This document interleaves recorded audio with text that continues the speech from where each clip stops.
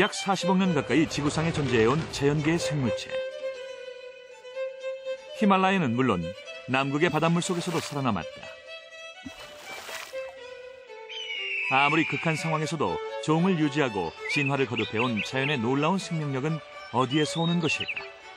자연은 온갖 실험을 다 해봤어요. 이미 이러한 생물도 만들어보고 저러한 생물도 만들어보고 실험한 결과 그중에서 가장 그 시스템에서 살아남을 수 있는 애들만 자연 선택에 의해서 곤란해진 거예요. 21세기에 이제는 너나 할 것 없이 인간의 인지가 워낙 발달해서 도저히 뚫고 나갈 수가 없는 거예요. 휴대전화에 스마트폰 만든다. 그거 웬만한 건 다 만든다. 그거보다 더 뛰어난 걸 만들려면 과학기술 아닌 생체기술을 가져오는 거. 36억 년의 기술을 가져오는 거. 그것만이 승부를 하는 것이다. 대자연과 첨단과학 기술의 만남. 덕분에 베일에 쌓여있던 자연의 비밀이 하나둘 벗겨지고 있다. 최근 비약적으로 발전하고 있는 생체 모방공학의 세계로 초대한다.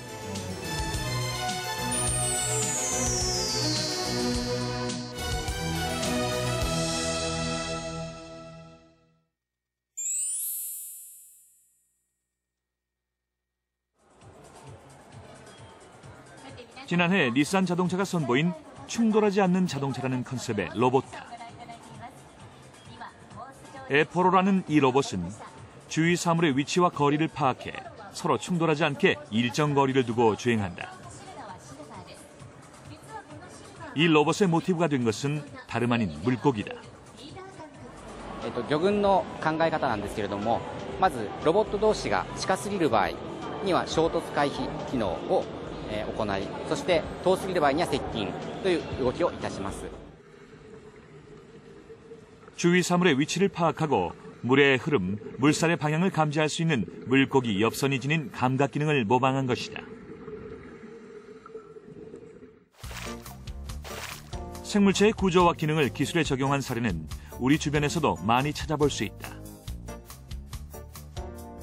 새를 모방한 비행기, 엉겅퀴 씨앗의 갈고리를 본뜬 벨크로 테이프, 노란 거북복의 디자인을 모방한 자동차 등 다양하다. 최근 많은 공학자들은 생체 모방공학이란 이름으로 자연을 주목하고 있다.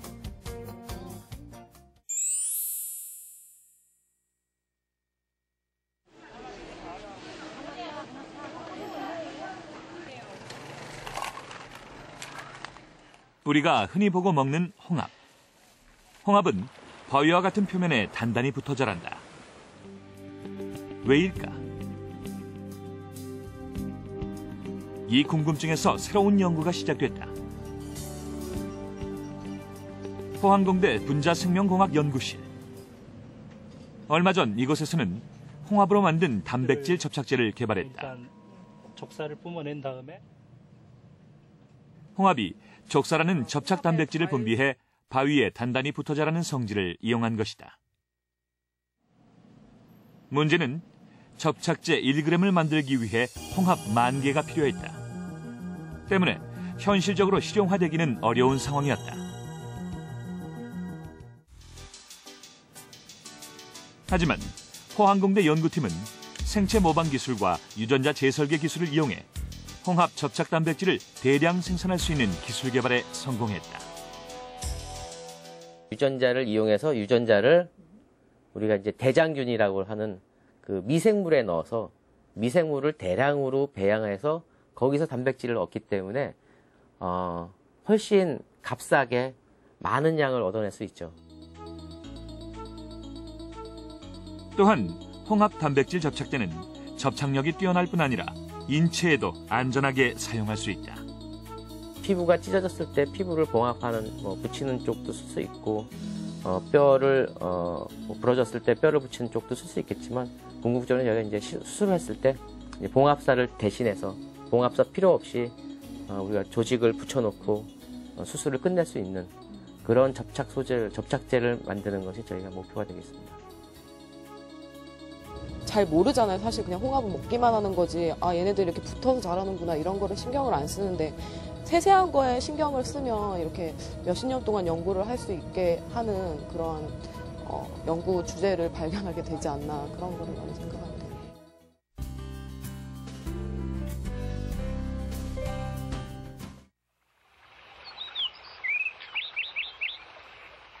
곤충은 생체 모방공학에서 가장 주목받는 대상이다. 척추동물보다 상당히 단순함에도 불구하고 고도의 기능을 갖고 있기 때문이다. 나방은 어두운 곳에서 길을 찾을 수 있다. 비결은 바로 나방의 눈. 나방의 눈을 25,000배 확대하면 눈 표면이 빛이 튕겨나가지 않도록 미세돌기로 되어 있는 것을 볼 수 있다. 이로 인해 나방의 눈은 희미한 빛 한 조각까지 흡수할 수 있다. 과학기술의 발달로 나방눈의 구조와 똑같은 나노 수준의 미세돌기를 만들 수 있게 됐다. 삼성 LED와 광주과학기술원이 함께 나방의 눈을 모방해 LED의 발광 효율을 높이는 연구가 진행 중이다. 우리가 LED를 연구를 할 때 그 성능을 향상을 시키기 위해서는 그러니까 똑같은 성능의 LED가 있을 때 빛을 바깥으로 얼마나 잘 꺼내느냐, 그러니까 빛이 LED에서 공기로 잘 투과를 하느냐, 이게 성능에 크게 영향을 주는데, 그거를 이제 나비 눈을 응용을 하면, 그러면 이제 전체적으로 빛이 바깥으로 잘 나오기 때문에, 더 성능이 이제 향상이 된다. 나방의 눈을 LED에 적용하기 위해서는 LED에 가장 적합한 원뿔 모양과 배열, 크기를 만들어내야 한다. 결코 쉬운 작업이 아니다. 나방눈의 구조를 적용한 것과 그렇지 않은 두 필름의 빛의 반사율을 비교해봤다. 일반적인 필름은 빛을 4에서 5% 정도 반사하지만 나방의 눈을 가공한 필름은 0.2에서 0.3% 반사하는 것으로 나타났다. 이 같은 원리는 태양전지, 디스플레이, 안경에도 똑같이 적용된다. 생체 모방공학은 나노기술의 발달과 함께 그 영역을 넓혀가고 있다. 그중 항공학자들의 새로운 관심사는 무인 소형 로봇이다.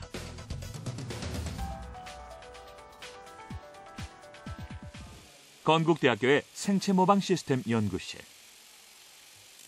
이곳에서도 소형 비행체를 만들고 있다.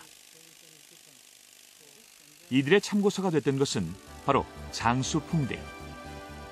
쉽게 날아다니는 잠자리나 파리가 아닌 장수풍뎅이를 선택하게 된 이유는 무엇일까? 날개를 접었다가 펼쳤다가 할 수 있는 그런 유일한 곤충이고요. 날개를 만일에 접어서 보관할 수 있으면 필요할 때만 날리고 한다 그러면 훨씬 오랫동안 사용할 수 있는 비행체를 개발할 수가 있다고 생각하거든요. 장수풍뎅이의 날개짓을 모방한 소형 비행체. 실제 장수풍뎅이와 흡사한 날개짓을 보인다.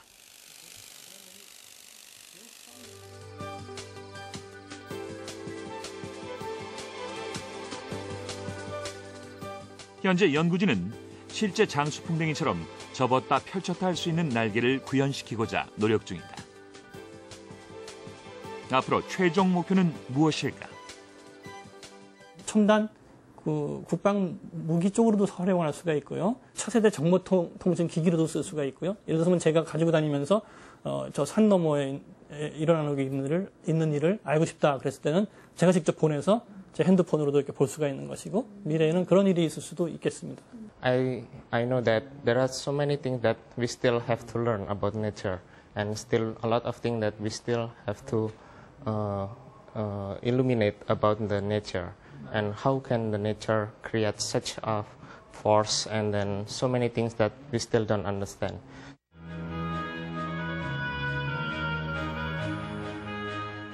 약 40억 년 가까이 지속된 자연. 전문가들은 자연이 우리에게 시사하는 바는 비단 첨단 기술만은 아니라고 말한다. 1리터에 내가 지금 1리터에 주스를 만들자면은 10리터의 물이 필요하다. 이걸 가지고 온 트럭은 가솔린이 있어야죠. 우리는 주스 마시는 거지만 사실은 2리터에 휘발유 마시는 거예요. 이렇게 따지고 보면은 내가 한 컵의 물을 마실 때 10컵 또는 1갤론의 폐기물을 내버리는 거다. 이런 걸 언제까지 우리가 계속할 수 있다고 생각해? 새로운 기술에 대한 눈을 떠야 되는데 그 중에 하나가 바이오미미크리다. 자연에서는 모든 것이 순환되고 있죠. 쓰레기가 생겨서 자기들이 살고 있는 시스템이 오염되는 일은 절대로 없어요. 앞으로의 경제 시스템은 자연계의 생태 시스템을 모방해서 한 산업체에서 생산하고 남은 여러 가지 폐기 가스라든지 그 다음 산업체가 이용할 수 있는, 그래서 산업 군락을 이루는 쪽으로 가야 된다, 이런.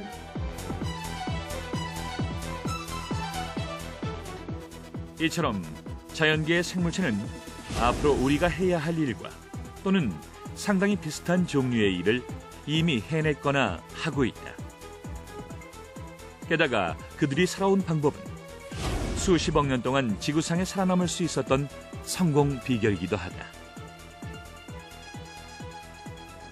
우리는 산업화에서 성공했고 민주화에서 성공했는데 이제 남은 과제가 있다.